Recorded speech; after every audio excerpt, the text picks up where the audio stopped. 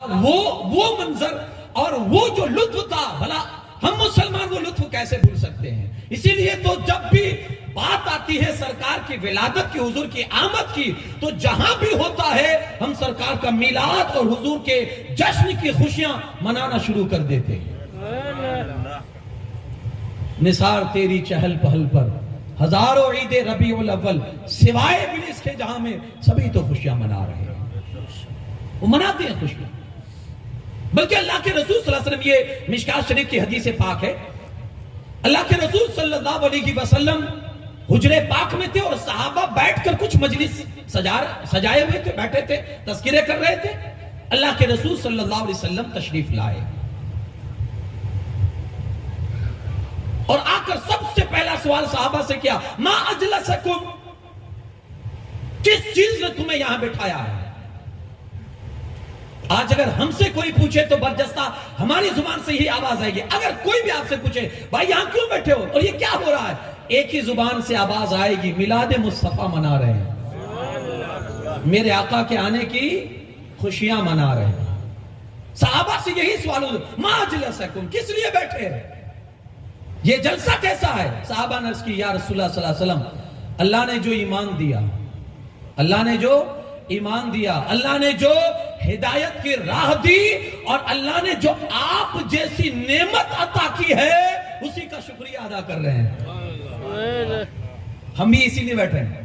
अल्लाह ने जो दीन दिया, ईमान दिया, अल्लाह ने जो हिदायत से नवाजा और जो अपने हबीब की शक्ल में जो सबसे बड़ी नेमत से नवाजा है। सहाबा अर्ज करते, या रसूलुल्लाह सल्लल्लाहु अलैहि वसल्लम, उसी नेमत का तज़किरा करने के लिए यहां बैठे हैं, उसी नेमत का तज़किरा करने के लिए।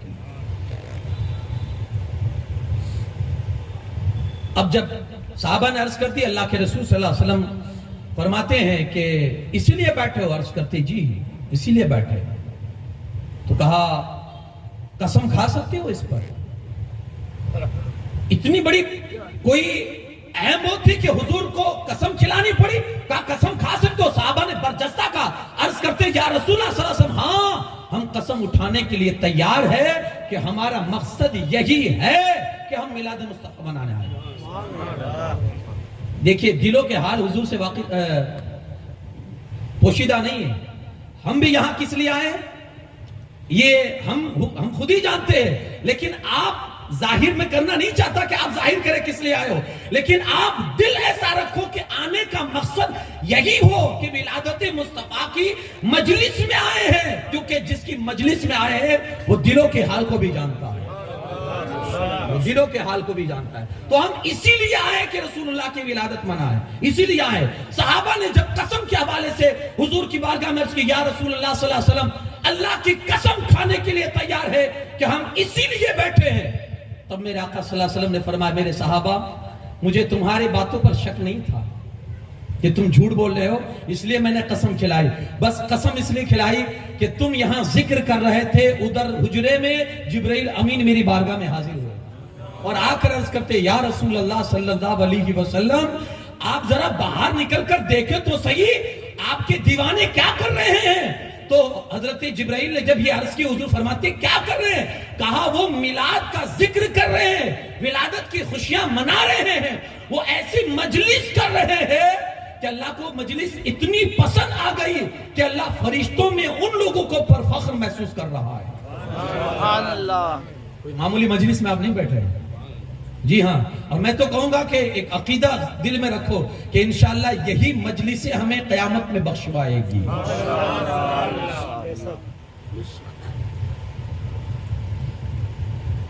हुजूर अलैहिस्सलाम बाहर निकले, सहाबा से यह अर्ज किया तो सहाबा ने यही कहा कि हुजूर बस इसीलिए बैठे। तो हुजूर ने कहा, अभी जिब्रील आए और मुझे उन्होंने ये बताया कि अल्लाह फरिश्तों में फख्र कर रहा है तुम्हारी मजलिसों पर। तो कहे, या रसूलुल्लाह सल्लल्लाहु अलैहि वसल्लम, बस हम तो इसीलिए आए हैं कि बस आपका जिक्र खैर करें, आपका जिक्र करें, बस इसीलिए बैठे। मैं आपसे पूछना चाहता हूं, सदियों पहले हमारे नबी सल्लल्लाहु अलैहि वसल्लम तशरीफ लाए थे, है ना, सदियों पहले, लेकिन माहौल की ताजगी ऐसा बताती है कि जैसे अभी कल ही कोई गुजर के गया है। जमीन से आसमां, आसमां से लामका तक है, कहां खोले थे गैसु यार ने खुशबू कहां तक है। ऐसा माहौल लग रहा।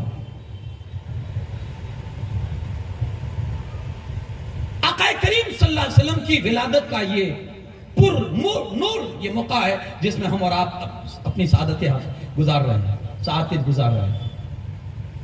आज अगर कोई ये कहे कि आप दीवाने हो यार, हुजूर तो सदियों पहले आए थे, जिस दिन हुजूर आए उस दिन रहमतें नाजिल हुई, आप हर साल क्यों मनाते हो?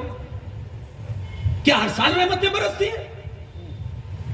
आप खुशी का मौका और विलादत की खुशियां हर साल क्यों मनाते हो? कोई ये आपसे कह सकता है जिसको विलादत की खुशी खटकती होगी, और किसको खटकती है? सिवाय इब्लीस के, जहां में सभी तो खुशियां मना रहे हैं। कोई ये कह सकता आप हर साल क्यों मनाते हो? तो जानते हो उसका जवाब क्या होगा? उससे कहो कुरान तो एक ही बार उतरा है ना, इन्ना अंज़लनाहु फी लैलतिल क़द्र। अल्लाह फरमाता है शब कद्र में हमने उतारा। वो रात कौन सी थी? लैलतुल क़द्र खैरुम मिन अल्फ शहर, हजारों रातों से बेहतर वो रात। तनज़्ज़लुल मलाइकतु वर्रूह, अल्लाह की रहमतें उतरती है उस रात जिस रात अल्लाह ने कुरान पाक का नुज़ूल फरमाया है। कब तक? सुबह 7 तुलूए फज्र तक अल्लाह की रहमतों का नुज़ूल होता है।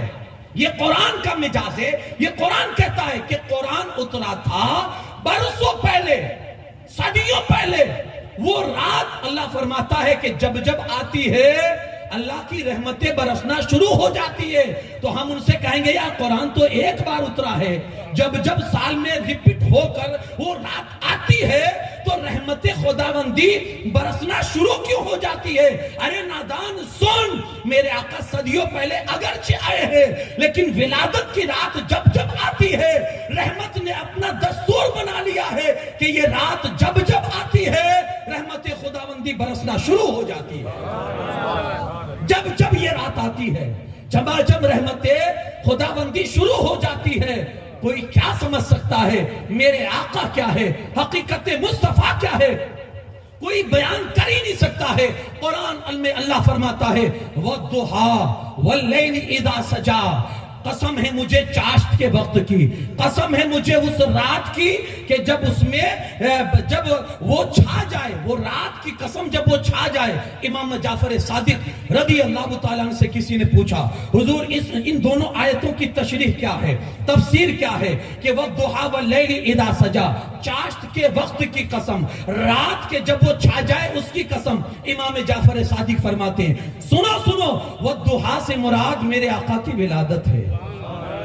चाश्त का वद्दुहा से मुराद मेरे आका की विलादत है, और वल्लैलि से मुराद वो रात जिस रात मेरे आका मेराज में गए। गोया अल्लाह कसम याद फरमाता है महबूब तेरे आने की कसम और तेरे जाने की कसम। और उस हकीकत को क्या कोई समझ सकता है? मेरे आका है। जब जब विलादत का मौका आता है रहमत खुदावंदी बरसना शुरू हो जाती है। एक मर्तबा हजरत अबू बकर से हुजूर अलैहि सलाम फरमाते, अबू बकर तुम हरदम मेरे साथ रहे हो ना, सफर हजर में बहुत करीब से तुमने मुझे देखा है, लेकिन यह दावा कभी मत करना कि तुमने मुझे पहचान लिया है।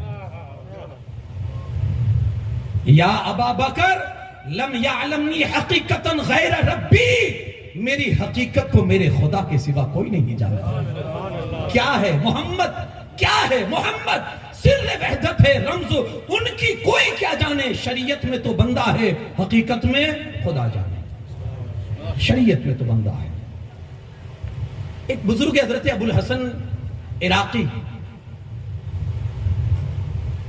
वो कहते हैं एक मर्तबा मेरी रूह ने प्रवास किया। रूहें प्रवास भी करती है, मेरी रूह ने प्रवास किया। कहां तक गई? 7 लाख अर्श को उबूर कर गई। अर्श भी बहुत है, 7 लाख अर्श को उबूर कर गई। कहते मेरी रूह किस लिए गई थी? जैसे ही मैं अर्श पर पहुंचा, मैंने 7 लाख अर्श उबूर किए। आवाज आई अल्लाह रब्बुल इज्जत की तरफ से, अबुल हसन किधर आए हो? अबुल हसन किधर आए हो? हजरत अबुल हसन इराकी कहते हैं कि मौला तेरा हबीब जब मेराज में आया था ना, मेराज की रात, तो तेरे हबीब के कदम पाक किस अर्श पर पड़े थे? उस अर्श के ऊपर पड़ने वाले नक्शे कदम को ढूंढने आया। तेरा हबीब जब मेराज में आया था तो उसका नक्शे कदम किस अर्श पे जाके रुका था, बोला उसी अर्श को देखने आया हूं। आवाज आई, अबुल हसन पलट जा, अबुल हसन लौट जा, करोड़ों साल का सफर भी तय कर लेगा, फिर भी पता नहीं कर सकता है कि मेरे हबीब का कदम किस अर्श पे पड़ा था। अरे जिस हबीब के कदम का ये हाल है, उस हबीब के सरे मुकद्दस का हाल क्या होगा। कोई क्या कह सकता है, कोई कैसे अंदाजा लगा सकता है उस शख्सियत के हवाले से हुजूर क्या है, हुजूर की अजमतें क्या है, हुजूर का मकाम क्या है, हुजूर की सिफतें क्या है। उसी आका की बारगाह में खिराज अकीदत के लिए हम आए, अल्लाह ने ये मौका और ये फुर्सत अता फरमाई, ये उसकी करम नवाजी है। बस इसी के शुक्र में आज हम और आप जमा हुए हैं।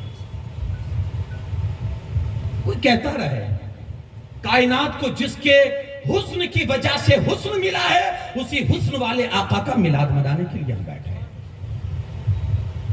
मेरे आका सल्लल्लाहु ताला अलैहि वसल्लम जिस शब तशरीफ लाए, आप अंदाजा लगाएं कि वो शब कैसी शब रही होगी। कुरान हमें खुशी मनाने का खुद हुक्म देता है, कुल बिज़ालिका कुल बिफज़लिल्लाहि व बिरहमतिही फबिज़ालिका फलियफ़रहू हुवा खैरुम मिम्मा यजमऊन। अल्लाह फरमाता है, हबीब आप फरमा दीजिए कि जब तुम्हारे पास अल्लाह की कोई रहमत आए ना, तो उसकी रहमत पर अल्लाह का शुक्र अदा करो और खुशी मनाओ। उसकी रहमत पर शुक्र अदा करो और खुशी मनाओ।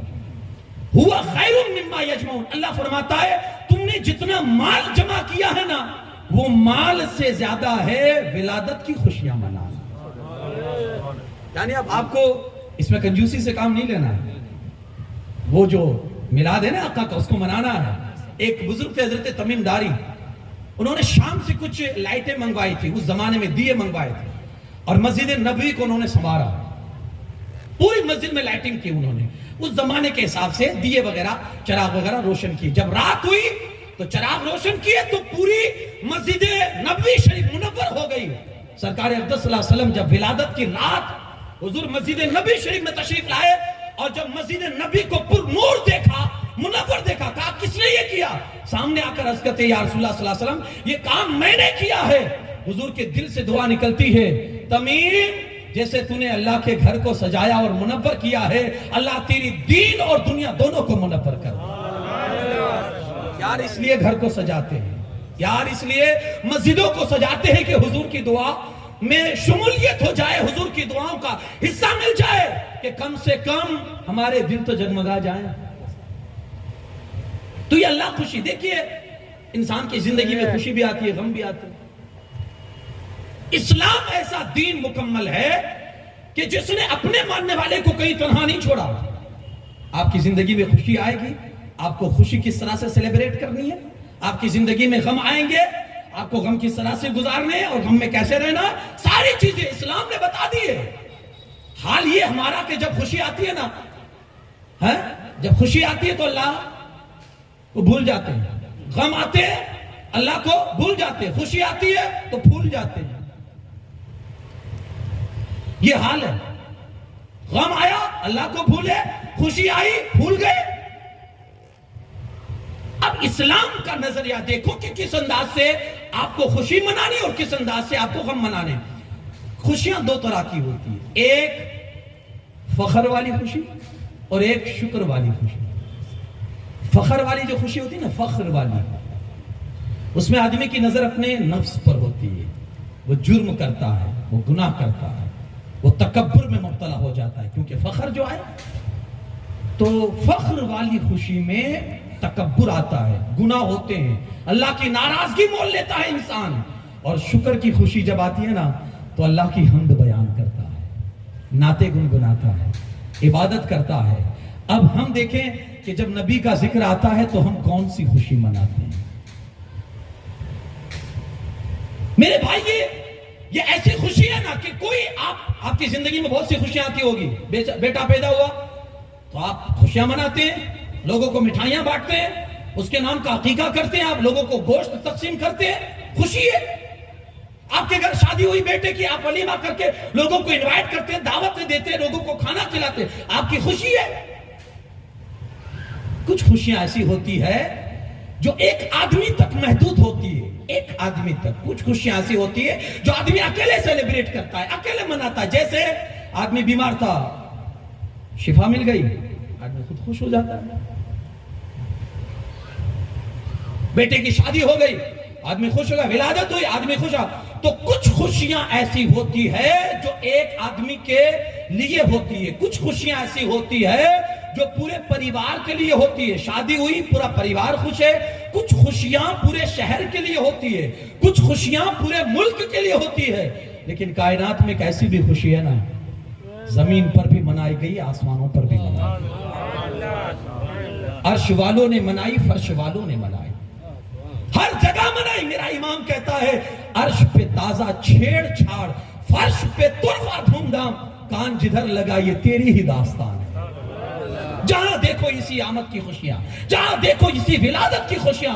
एक खुशी ये थी कि पूरी कायनात में इंसान तो इंसान, जानवरों, दरख्त ने भी जिसके आने की खुशियां मनाई और सुबह कयामत तक मनाते रहेंगे, वो खुशी है आमदे मुस्तफा की खुशी।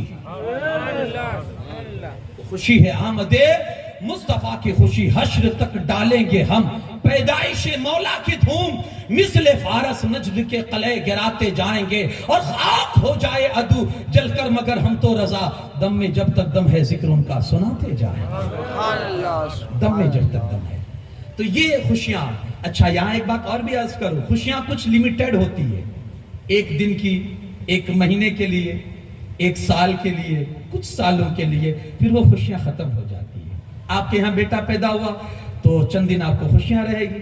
आपको कोई किसी दिन आपको कोई आपकी पसंदीदा चीज मिल गई तो वो आपकी चंद लम्हों के लिए खुशी रहेगी। आपके बेटे की शादी हुई तो चंद दिनों तक आपके घर में खुशी का माहौल रहेगा। लेकिन ये खुशियां लिमिटेड। एक खुशी वो भी है कि जब से अल्लाह ने दुनिया बनाई है ना, तब से वो खुशी मनाई जा रही है और सुबह कयामत तक, बल्कि कयामत में भी जिसकी आमद के और जिसकी अजमतों के डंके बजते रहेंगे, वो अजमतों वाला आका है हमारा तुम्हारा नबी। अजमतों वाला आका है हमारा और तुम्हारा नबी। फकत इतना सबब है इनकादे बज़्म महशर का कि उनकी शान महबूबी दिखाई जाने वाली है, हमेशा मनाई गई और हमेशा। बल्कि मैं अर्ज करूं, आदम से लेकर ईदम जितने नबी आए ना, सबने उस नबी के आने की बशारतें सुनाई, खुशखबरियां सुनाई। सबने जो भी आए, उन्होंने हजरत इब्राहिम अलैहिस्सलाम ने दुआ की, रब्बना वबअथ फीहिम रसूलन, ऐ अल्लाह जिस रसूल का तूने वादा किया है कि आखिरी जमाने में आएगा, मौला मेरी औलाद में दे देना, मौला मेरी औलाद में दे देना। उधर इब्राहिम अलैहिस्सलाम ने यह दुआ की, इधर ईसा अलैहिस्सलाम अपनी कौम को खबरदार करके कहते हैं, अरे सुनो सुनो, मुझ में जो कमालात देखते हो ये तो कुछ नहीं है। आखिरी जमाने में एक कमाल वाला नबी आएगा जिसकी शान ये होगी कि कितने तारे खिले छुप गए, क्या खबर कितने तारे खिले छुप गए, पर ना डूबे ना डूबा हमारा नबी। वो नबी आएगा।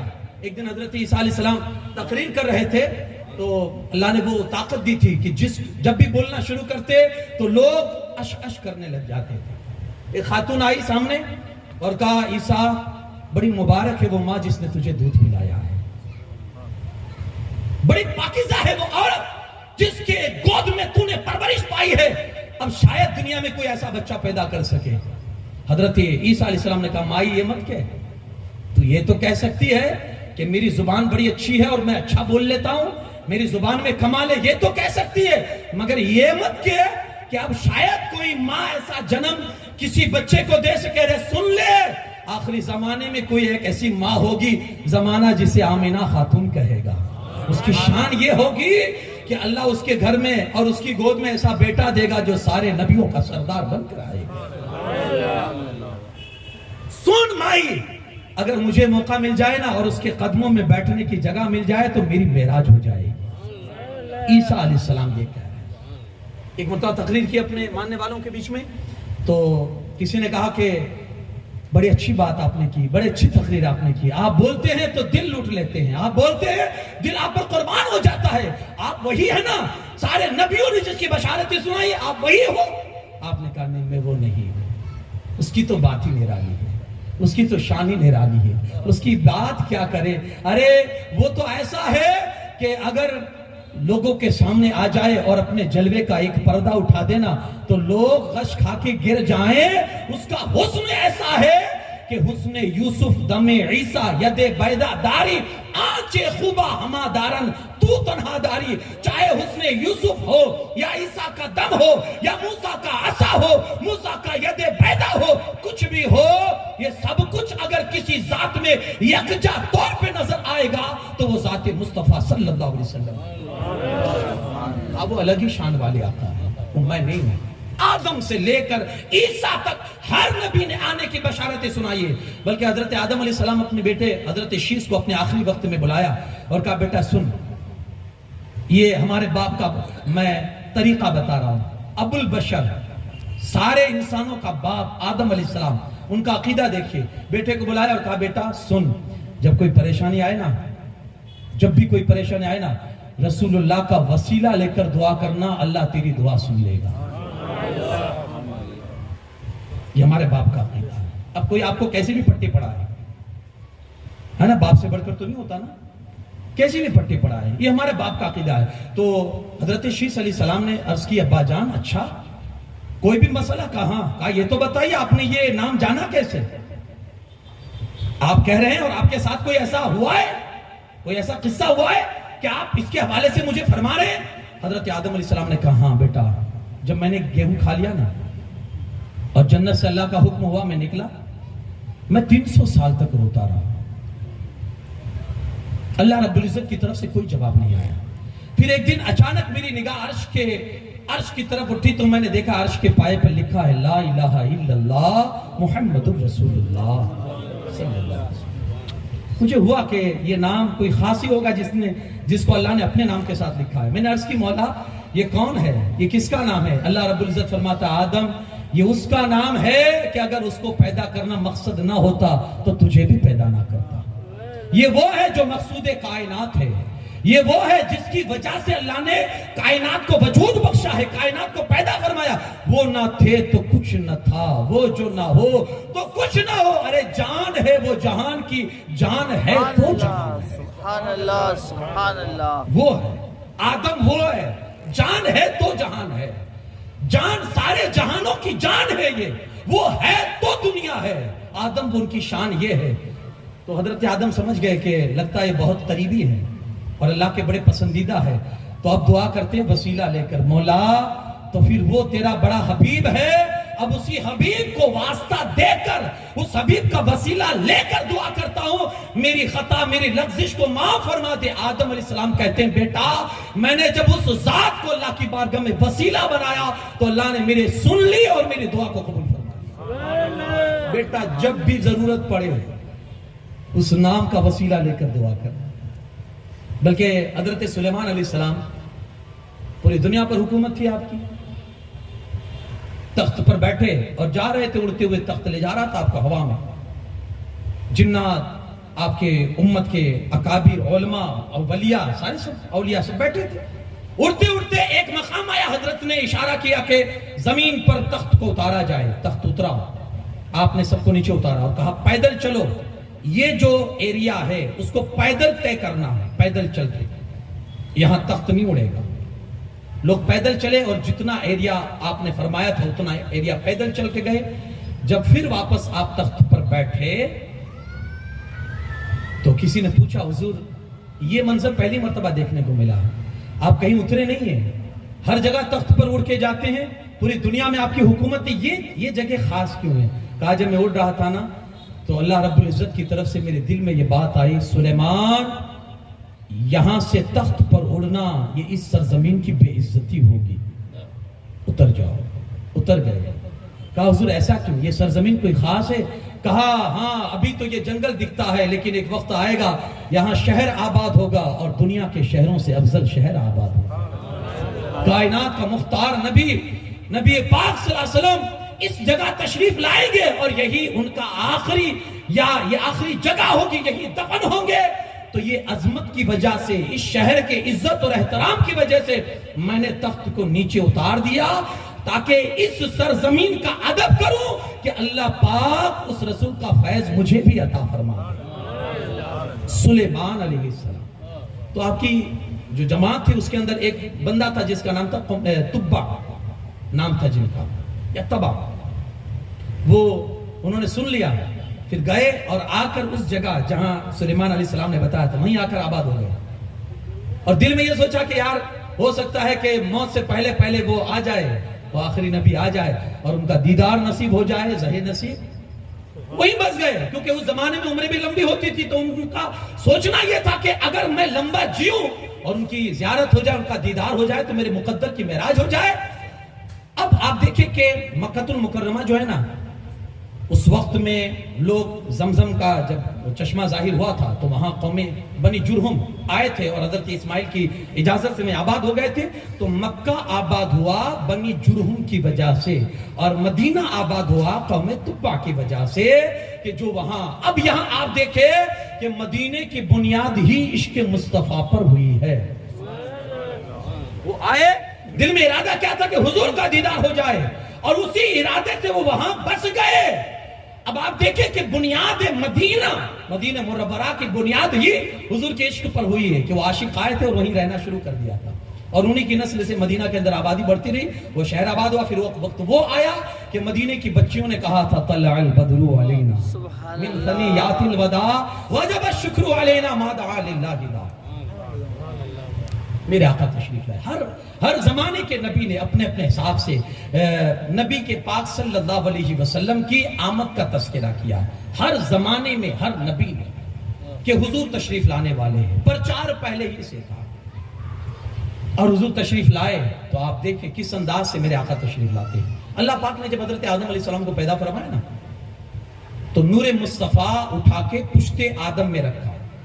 नूरे मुस्तफ़ा उठा के पुश्ते आदम में रखा। आदम अलैहिस्सलाम जन्नत में रह रहे हैं, जन्नत में घूम रहे हैं। एक मर्तबा हज़रत आदम अलैहिस्सलाम ने देखा कि फरिश्ते उनके पीछे हाथ बांध के खड़े हैं और दुरूद व सलाम का नजराना पेश कर रहे हैं।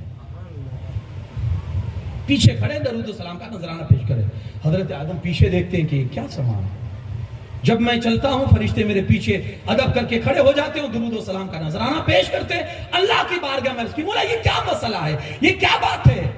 अल्लाह फरमाता है, आदम तुम्हारी इज्जत में नहीं, तुम्हारी पुश्ते अनवर में जो नूरे मुहम्मदी है ना, उसके अदब में और उसकी ताजीम में फरिश्ते सलातो सलाम का नजराना पेश करते हैं। यार फरिश्तों की सुन्नत अदा कर लेना सुबह शादी के बाल मुबारक जो हमारे सामने हो गया ना, हुजूर का जिंदा मौजूजा है।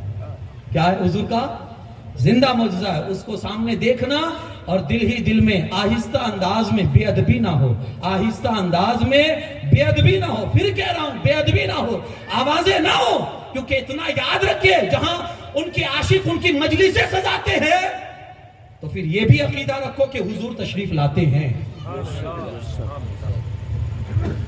अदब के साथ खड़े होकर हुजूर की बारगाह में कुछ देर सलातो सलाम का नजराना पेश कर देना, ताकि फरिश्तों की सुन्नत अदा हो जाएगी। मोए मुबारक। अब ये क्या है हमारे लिए क्या है कि हम किसी बात को इतना सीरियस नहीं लेते। पहले जमाने में आप देखें ना, क्या अहमियत थी मुए मुबारक शरीफ की, हुजूर के बाल मुबारक शरीफ की अहमियत लोगों के नजदीक। हजरत खालिद बिन वलीद हमेशा अपनी टोपी में रखते थे। किसी ने पूछा ये, तो कहा मेरी ताकत के बलबूते पर जंग नहीं जीतता हूं, हुजूर के मुए मुबारक के सदके में जीतता हूं, मेरा कोई कमाल नहीं। और एक जंग में ऐसा हुआ था, टोपी भूल गए, जंग हार रहे थे, अंदाजा हुआ कि यार टोपी भूल गया हूं जिसमें बाल मुबारक शरीफ थे, टोपी भूल गया हूं। उस वक्त एहसास हो चुका था मेरी कोई काबिलियत नहीं है, मेरी कोई खूबी नहीं है, मेरी कोई ताकत नहीं है। जहां जहां भी मैंने जंग के जौहर दिखाए हैं, ताकत मुस्तफा के बाल मुबारक शरीफ की थी। हजरत उम्मे सलमा के पास कुछ हुजूर अलैहिस्सलाम के बाल मुबारक थे। हुजूर अलैहिस्सलाम जब हजामत करवाते थे ना, तो साहबा ऐसे मुंतजिर खड़े रहते थे कि ज़हे नसीब हमको कुछ मिल जाए, ज़हे नसीब हमको। और जिसको मिल जाते थे ना, जिसको मिल जाते थे वो लेकर अपने पास तबर्रुक के तौर पर रख लेते थे और यूं कहते थे जब मर जाऊं कफन में रख देना, जुबान के नीचे रख देना।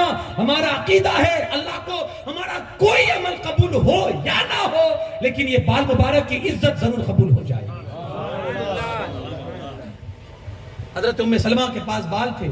मदीने में कोई भी जब परेशान होता था ना, कोई भी बीमार होता था ना, तो हजरत उम्मे सलमा के पास एक कटोरा लेकर पानी का आते थे। हजरत उम्मे सलमा उनमें मुंह मुबारक शरीफ ऐसे डाल के, ऐसे मुबारक शरीफ मुबारक डाल के उसको निकाल लेती, पानी दे देती। अल्लाह के फजलो करम से वो पानी बीमार पी लेता, अल्लाह शिफा अता फरमा देता। और ये हमने कोरोना के काल में भी ये तजर्बा किया है, लोगों को बाल मुबारक शरीफ का पानी पिला पिला कर अल्हम्दुलिल्लाह कितनों ने शिफा पाई है, कोई अंदाजा भी नहीं लगा सकता। ये तबरुकात हुजूर के आज भी हमारे पास जिंदा मौजज़े की शक्ल में, लेकिन हमारे लिए जरूरत है कि हम उसका अदब और एहतराम जिस अंदाज से, क्योंकि फैज उसी वक्त मिलता है जब बाअदब इंसान बनकर सामने जाता है। लोग जंगे जीते हैं तबरुकात सामने रखकर, लोग जंगे जीते हैं। तो हजरत आदम अलैहिस्सलाम के हवाले से मैं अर्ज कर रहा था, फरिश्तों ने जब इज्जत के साथ खड़े होकर दुरूद व सलाम का नजराना पढ़ा तो इनको हैरत हुई। अर्ज की मौला ये क्या है? कहा नूरे मुस्तफा है, तेरी पुश्ते अनवर में फरिश्ते उसका दीदार करते हैं और दरूद व सलाम का नजराना पढ़ते हैं। अब आदमी पीछे तो कोई देख नहीं सकता है। हजरत आदम ने अर्ज की मौला मैं भी देखना चाहता हूं तेरे हबीब के नूर को।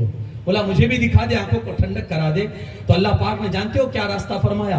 अल्लाह पाक फरमाता है आदम अपने अंगूठों के नाखून में देखो, नूरे मुस्तफा जाहिर होगा। आदम अलैहिस्सलाम ने जैसे ही अपने अंगूठों के नाखूनों को देखा, नूरे मुस्तफा नाखूनों में चमका। आदम अलैहिस्सलाम ने फर्ते मोहब्बत उन अंगूठों को अपने होंठों से लगाकर चूम के आंखों पे लगा लिया। मेरे भाई, अगर आज रसूलुल्लाह का नाम सुनकर अगर तू चूम कर अंगूठों को आंखों से लगाता है तो ये अपने बाप आदम की सुन्नत पर अमल करता है। याद रखना, जब जब नामे मुस्तफा आएगा, जब जब नामे मुस्तफा आएगा, तू अंगूठों को चूमेगा। हमारा तजर्बा है जितनी मर्तबा चूमेगा अल्लाह तेरी आंखों की बिनाई और रोशनी को और ज्यादा फरमा देगा। चूमो, अगर आंखों को सलामत रखना चाहते हो चूमो।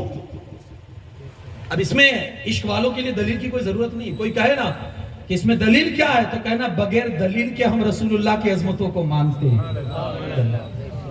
बगैर दलील। आदम अलैहिस्सलाम ने उस नूर को देखा, चूमा और फिर हमेशा उस नूर की इज्जत करते रहे। अब ये आदम की पुश्ते अनवर से लेकर मुंतकिल होता होता होता हजरत अदनान से मुंतकिल होता होता हजरत अब्दुल मुत्तलिब, हमारे और तुम्हारे आका सल्लल्लाहु अलैहि वसल्लम के दादा, वहां तक ये नूर पहुंचा। और ये भी याद रखना कि हुजूर अलैहिस्सलातु वस्सलाम का नूर मुबारक हमेशा पाक नस्लों से ही होता होता हजरत अब्दुल मुत्तलिब बताया। ये हुजूर की खासियत में से है, पाक नस्लों से। अब आपको कोई कैसा भी पढ़ाए, ये चीज याद रखो, पाक नस्लों से होता होता मेरे मुस्तफा करीम सल्लल्लाहु अलैहि वसल्लम का नूर अक़दस हम तक पहुंचा है, पाक नस्लों से। हजरत अब्दुल मुत्तलिब कहते हैं कि जब ये मेरी पुश्ते अनवर में हुजूर का नूर मुबारक रखा गया, मैं अजीब अजीब सपने देखता था, मुझे ख्वाब नजर आते थे। कभी कभी मेरी नजरों के सामने ऐसा भी ख्वाब आता था कि एक नूर चमका, उस नूर की वजह से पूरी दुनिया रोशन हो गई और उसमें से एक जमात निकली जिन्होंने हमला किया कुछ ऐसे दरिंदों पर कि उनका हमला करने से वो दरिंदे सब भाग गए, कुछ मर गए।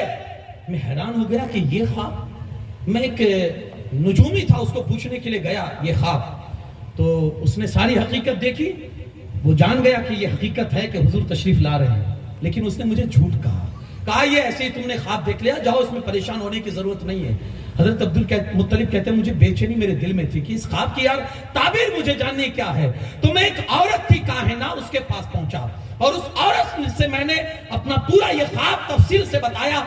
औरत उठ खड़ी हुई और कहती है अगर तुम्हारा ये ख्वाब सच्चा है, एक बेटा तुम्हारे घर में जन्म लेगा कि जिसके आते ही पूरे कायनात के अंधेरे दूर हो जाएंगे,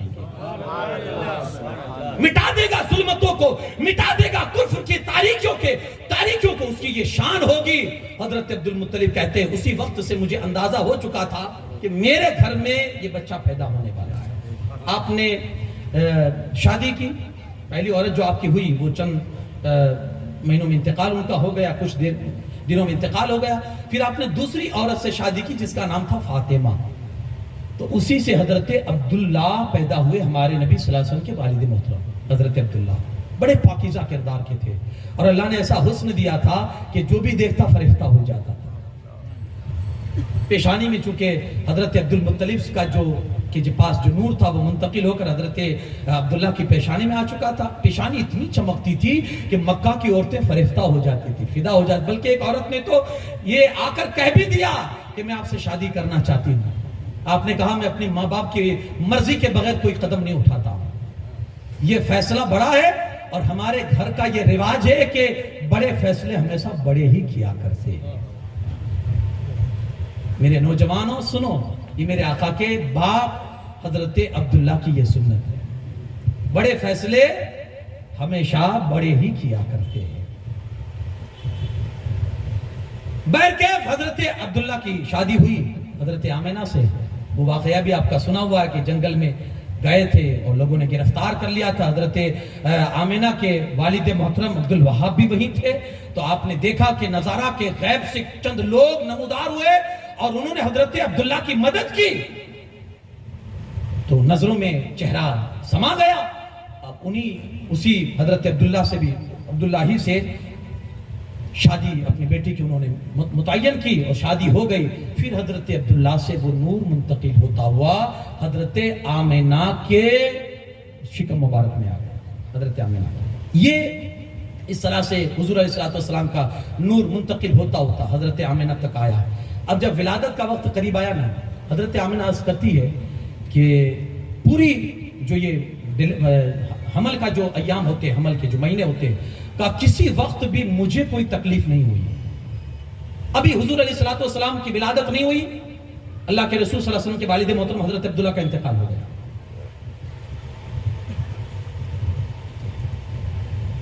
अभी 6 साल के थे, मां का भी इंतकाल हो गया। 8 साल की उम्र हुई, दादा का भी इंतकाल हो गया।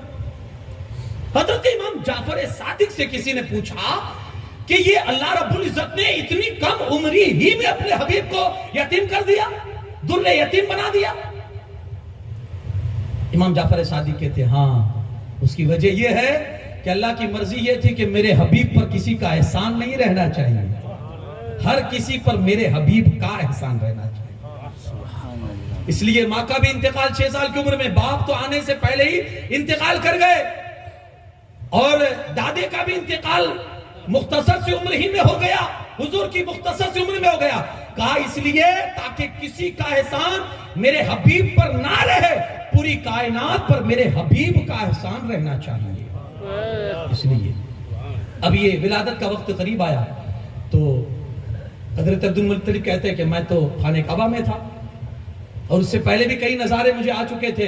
बल्कि हजरत आमना कहती है कि हर महीने जितने दिन हमल हुजूर अलैहिस्सलातु वस्सलाम का था, मेरे पेट मुबारक में हुजूर थे, हर महीने कोई ना कोई नबी आकर मुझे बशारत सुनाता था, ए आमिना तेरे लिए मुबारक हो, तू दुनिया की वो अजीम औरत है कि अल्लाह ने तुझे अपने हबीब की मां बनाने के लिए चुना है।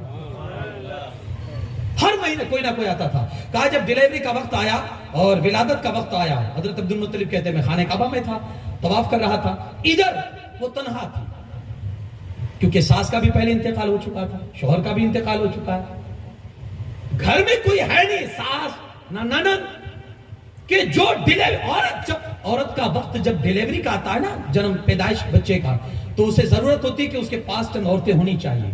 कोई औरत नहीं थी, फिक्र में थी कि अब क्या करूं, कोई औरत भी नहीं, किसी को मर्द घर में थे, किसी को बुला भी नहीं सकती थी। हजरत अब्दुल मुत्तलिब खाने काबा में थे, परेशान थी कि अचानक चंद औरतें नमूदार होती है कि जिनसे पूरा घर भर जाता है।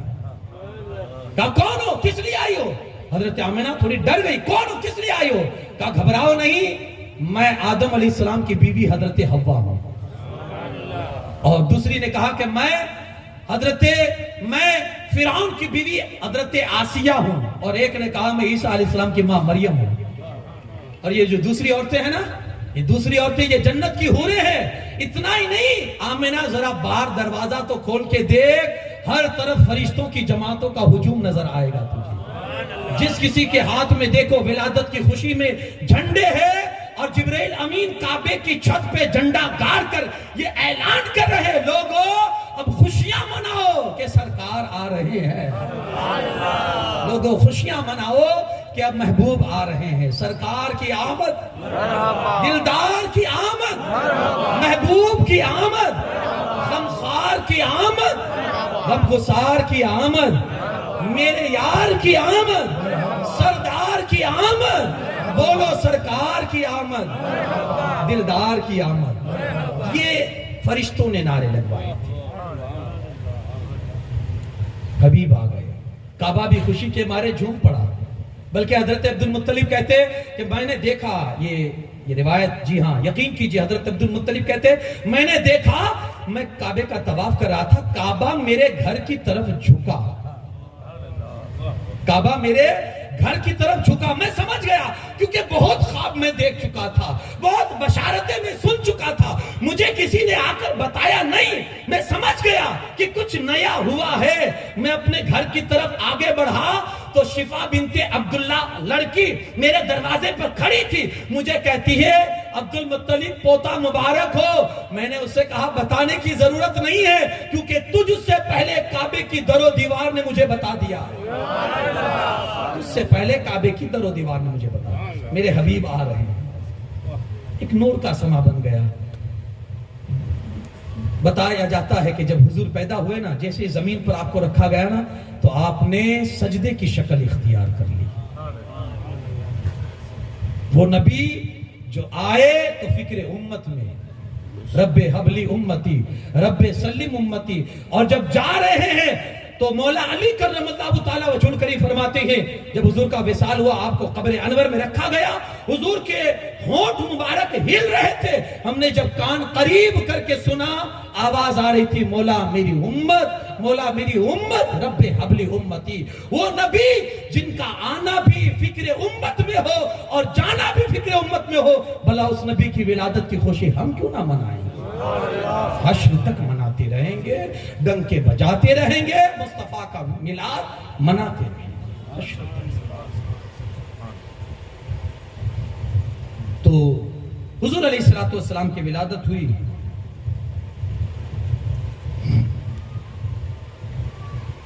अब चारों तरफ खुशियों का माहौल है।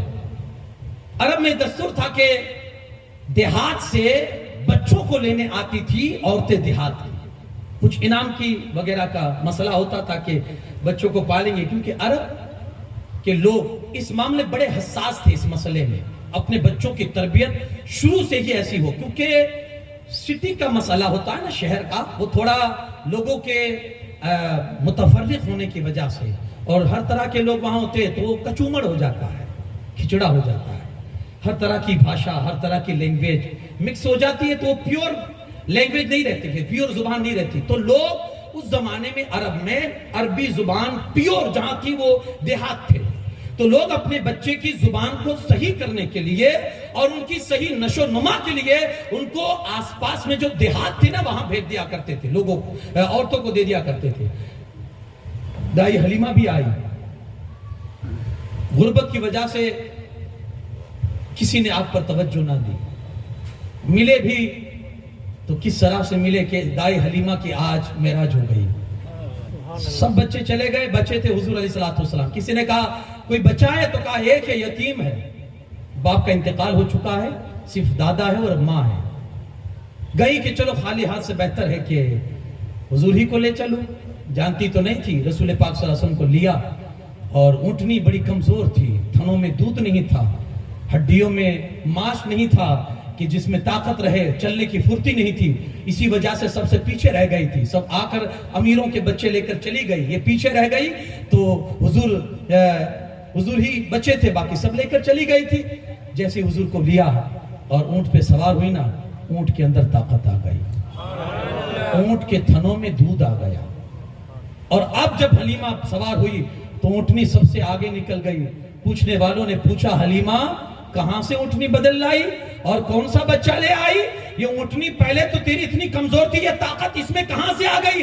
का ऊंट तो वही है, ऊंटनी वही है, सवार बदल चुका है और ये सवार है कायनात के मुख्तार नबी सल्लल्लाहु अलैहि वसल्लम। घर ले गई तो वहां भी खुशहाली की एक अलग ही दास्तान है। सबकी बकरियां भूखी आती थी कहत की वजह से, और हलीमा जिस दिशा और जिस समत में अपनी बकरियों को भेजती थी तो उसकी बकरियां हमेशा सैराब होकर आती थी और उनके थन दूध से भरे रहते थे। लोगों को हैरत होती थी, हलीमा कहां से घास लाती हो? कहा ये घासों की बरकतें नहीं है, मुस्तफा करीम की बरकतें हैं। मेरे आका है, जमाने में उजाला ही उजाला फैल गया।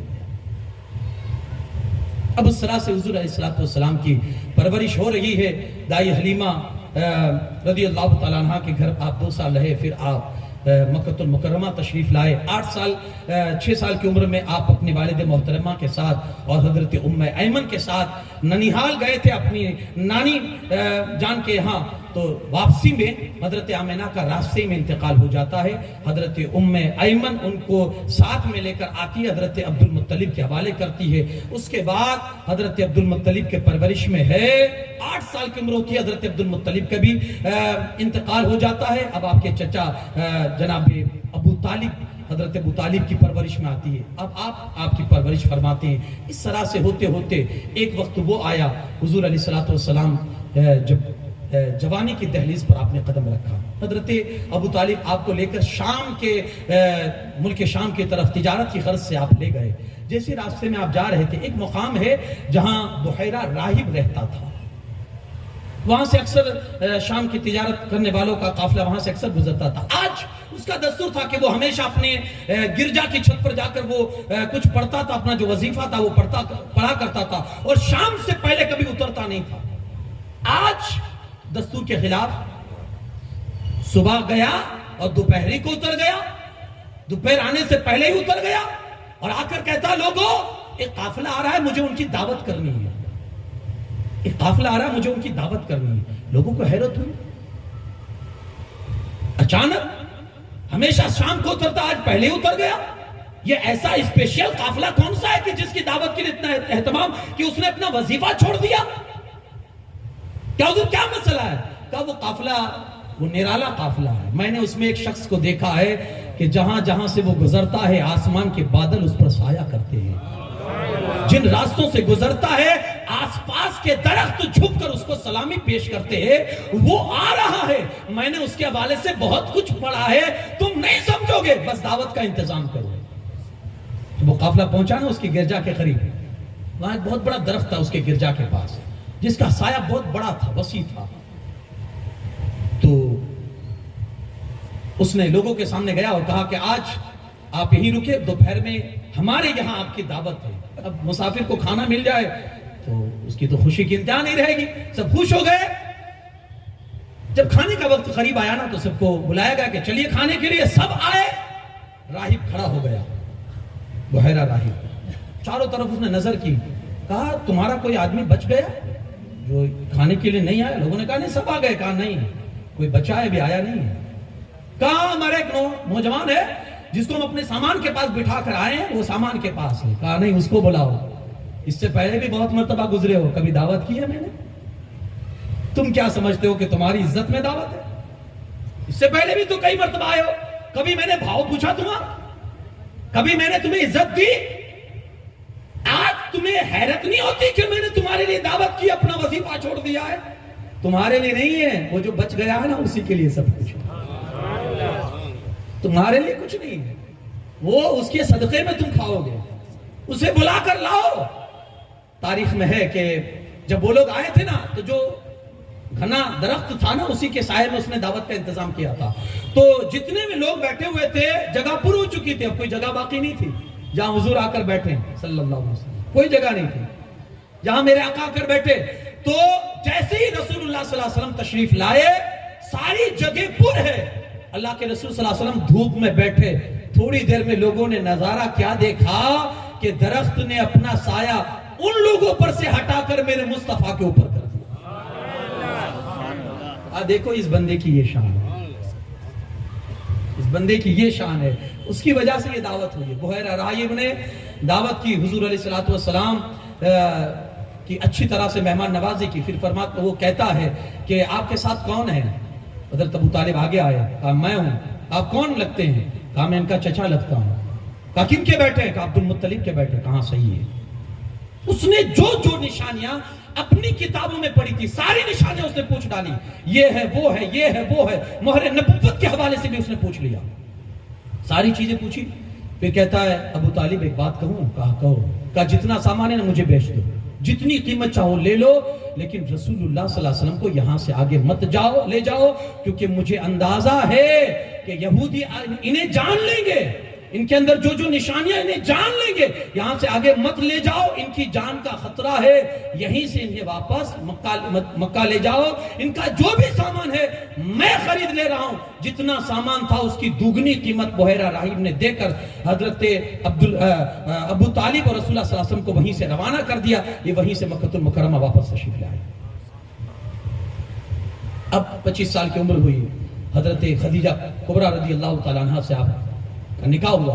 ये भी अजीब एक वाकया रखता है कि हजरत खदीजा ने जो मक्का की बहुत अमीर औरत थी और तिजारत में बहुत बड़ा हाथ था इनका, अपना सामान लेकर हुजूर सल्लल्लाहु अलैहि वसल्लम को भेजा कि आप जाएं और मेरा सामान बेच कर आए। हुजूर सल्लल्लाहु अलैहि वसल्लम गए तो बहुत नफे के साथ हुजूर वापस आए। तो हजरत खदीजा खुश हो गए, अपने गुलाम को साथ में जो भेजा था जिसको, उससे बुलाकर पूछती है क्या इतना नफा कैसे, और कुछ सफर के हालात तो बता। तो कहा क्या बताऊं, जहां जहां से गुजरता था ना, हमेशा आसमान के बादल हम पर साया करते थे। हुजूर की जब अजमत सुनी ना, तो सामने से पैगाम भेजा कि मैं आपसे निकाह करना चाहती हूँ। 40 साल की उम्र है, बेवा है, दो दो शौहर के जिंदगी में आप रह चुकी थी। अब ये हुजूर अलैहिस्सलातु वस्सलाम तीसरे शौहर होने वाले। पैगाम भेजा, मेरे मुस्तफ़ा सल्लल्लाहु अलैहि वसल्लम ने खानदान वालों के सामने बात रखी, फिक्स हुई तारीख और उसमें शादी हुई। और फिर जमाने ने देखा कि ऐसा अल्लाह के रसूल सल्लल्लाहु अलैहि वसल्लम का जो जिंदगी आपकी गुजरी, हजरत खदीजा ऐसी मोहब्बत फरमाते थे, ऐसी मोहब्बत फरमाते थे। और जमाने को एक सबक दिया, जहां बेवा औरत को डायन और चुड़ैल का लक़ब दिया जाता था और जिस समाज में उन्हें जीने का तसव्वुर भी नहीं था, मेरे मुस्तफ़ा ने सबसे पहले 25 साल की उम्र में 40 साल की बेवा से निकाह करके हमेशा हमेशा के लिए इस सिस्टम को और इस रस्म को हमेशा के लिए खत्म कर दिया। और ऐसी मोहब्बत की कि जब आखिरी वक्त आया ना हजरत खदीजा का, आखिरी वक्त, हजरत फातिमा को बुलाती है हजरत माँ खदीजा और कहती है अपने बाबा के पास जाओ और जाकर कहो कि मुझसे कोई भूल हुई हो और आपकी बारगाह में इतने साल रही हूं, कोई तकलीफ हुई हो तो माफ कर देना। और मेरी ख्वाहिश ये है कि मैं चाहती हूं कि आपकी चादर मुबारक मेरा कफन बने, आपकी चादर मुबारक। अल्लाह के रसूल सल्लल्लाहु अलैहि वसल्लम की बारगाह में जैसी हजरत फातिमा आई ना, तो ये कहा ना, तो हुजूर की आंखों में आंसू आ गए। अल्लाह के रसूल सल्लल्लाहु अलैहि वसल्लम फरमाते हैं, फातिमा अपनी माँ से जाकर कहो तूने तो सिर्फ चादर मांगी है, अगर मोहम्मद सल्लल्लाहु अलैहि वसल्लम के बदन की चमड़ी भी मांग लेती तो आज वो भी मैं तुझे देने के लिए तैयार था। ऐसी बात, और उन्होंने भी हक अदा कर दिया। मुसलमान हुई, अपनी पूरी दौलत इस्लाम की खातिर कुर्बान कर दी थी, पूरी दौलत।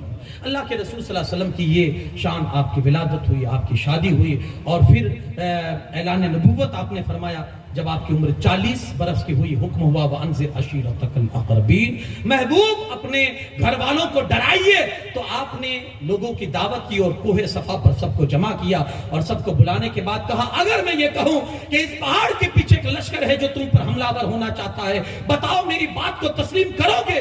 सबने एक जबान होकर कहा था, ए मोहम्मदुर रसूलुल्लाह सल्लल्लाहु अलैहि वसल्लम, हमने आज तक 40 साल हो गए आपको झूठ बोलता हुआ कभी नहीं देखा। अगर आप कहते हो तो हम यकीन करते हैं कि पीछे है दुश्मन और हम पर हमला करेगा।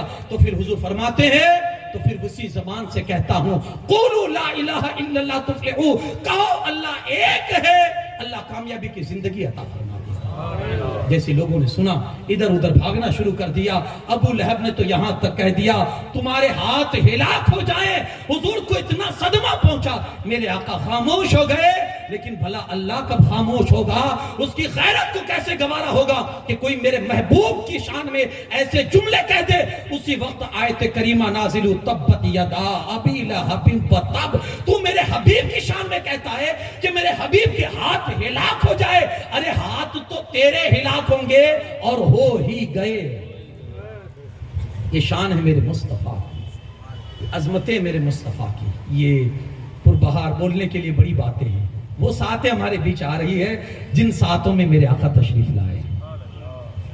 अब उन सातों में हमें विलादत की खुशियां मनानी है, लेकिन यार खुशियां, मैंने शुरू ही में कहा, कुछ खुशियां फख्र वाली होती है जिसमें इंसान गुरूर करता है, जिसमें इंसान तकब्बुर करता है, और कुछ खुशियां ऐसी होती है जो शुक्र वाली होती है जिसमें अल्लाह की हम्द करता है, नबी की नाते पढ़ता है। आपको पढ़नी है, आपको डीजे का सहारा नहीं लेना यार। खुद की अकीदत पे तो दिखाओ कि सिर्फ कैसेट ही चलाओगे।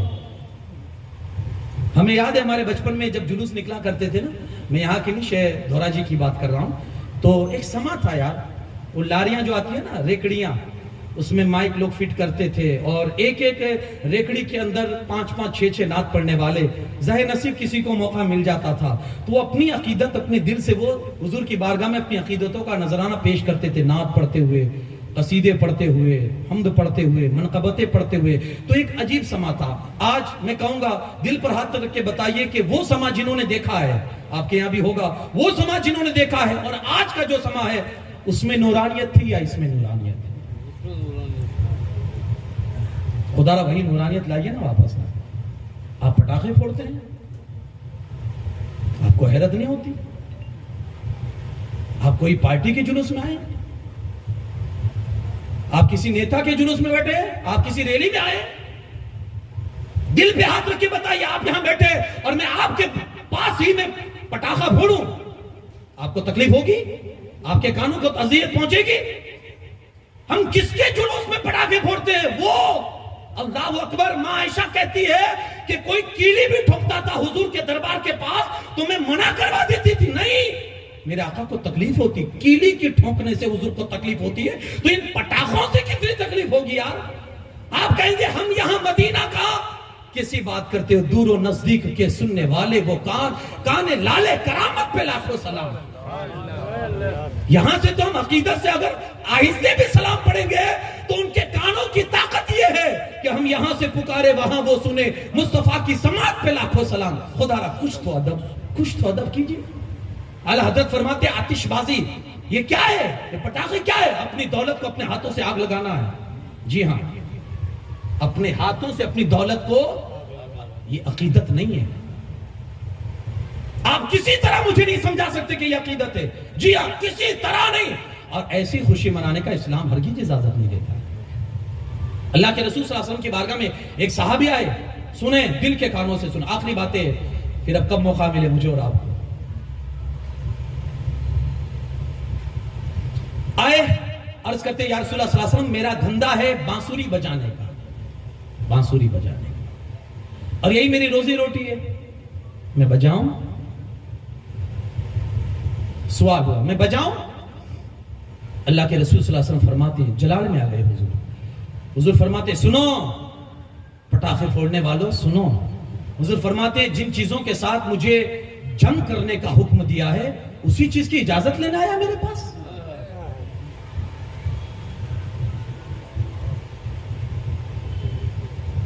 मैं आपसे पूछना चाहता हूं, 12वीं शरीफ के मौके पर कितना दुरूद आप पढ़ते हैं, कितने वक्त की नमाज पढ़ते हैं?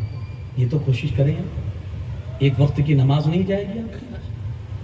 दुरूद पाक का नजराना, मेरे आका सल्लल्लाहु अलैहि वसल्लम फरमाते हैं कि जिसने हर दिन मुझ पर 1000 मर्तबा दुरूद पढ़ लिया उस वक्त तक अल्लाह उसे मौत नहीं देगा जब तक जन्नत में अपना ठिकाना ना देख ले। इसमें तो कोशिश करो कि 1000 हो जाए, इसमें तो करो।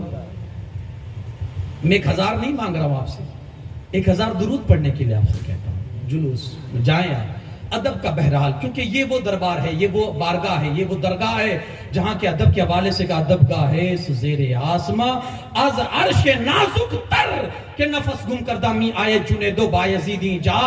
आसमान के नीचे अगर सबसे नाजुक तर अदब की कोई जगह है वो दरबारे मुस्तफा है, जहां बायजीद और जुनैद बगदादी जैसे भी अपने सांस को बंद करके आया करते हैं। कोई आवाज की जरूरत नहीं। ये दरबार ही ऐसा है, कुछ आवाज की जरूरत नहीं है, आप आहिस्ता भी कहेंगे तो वो सुन लेंगे, किसी दरबार की जरूरत नहीं। और एक चीज याद रखना, जहां कहीं भी रहोगे, दुनिया के किसी खित्ते में भी रहोगे, आपके हुलिये को भी मेरे मुस्तफा देख रहे हैं, आपके ढंग को भी मेरे आका देख रहे हैं, आपकी तस्वीर को भी मेरे आका देख रहे हैं कि कितना बन सवर के आए हो।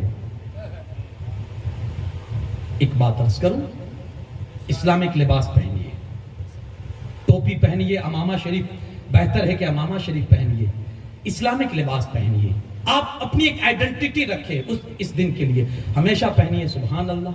लेकिन कम से कम जिसको हमेशा नहीं पहनना, आज तो पहन ले यार, ताकि जमाने वाले को पता चले कि आज इनके आका बानिए इस्लाम जनाब मोहम्मद रसूलुल्लाह का यौम है।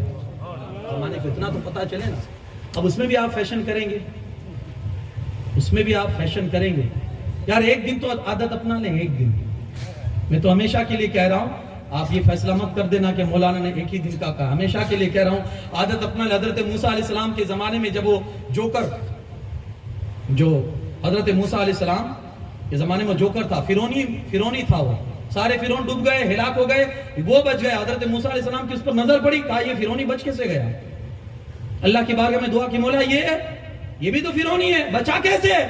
कहा मूसा ये जोकर है, और जोकर का काम होता है सबकी सूरतें बनाकर सबको हंसाना, सबकी शक्लें बनाकर सबको हंसाना। कहा मूसा एक दिन इसने तेरी शक्ल बनाकर लोगों को हंसाया था, और मेरी गैरत को गवारा नहीं है, जिसने मेरे नबी की शक्ल बना ली हो मैं उसको बर्बाद करूं, हिलाक करूं, मेरी गैरत को गवारा नहीं। अपने आका की सुन्नत तो अपनाएं एक दिन के लिए। अल्लाह उस नूरानी और नूर वाले आका के सदक़े में हमें ये तौफीक दे दे कि हम हमेशा के लिए हुजूर की शक्ल ही अपना लें। जी हाँ, तो ये खुराफात से बिल्कुल इस जुलूस को पाक रखें, बिल्कुल खुराफात नहीं। आप हर चीज में यार किसी से मशवरा लेते हो, मशवरा नहीं लेते हो तो दिन के मसले में अपने हिसाब से ही सबको नया करना है, कुछ नई होना चाहिए, कुछ नवीनता होनी चाहिए। भाई नवीनता हर जगह नहीं होती यार, आप दुनिया के मसले में जितना नया चाहो करो, दीन वो पुराना ही रखो यार, दीन वो पुराना ही रखो।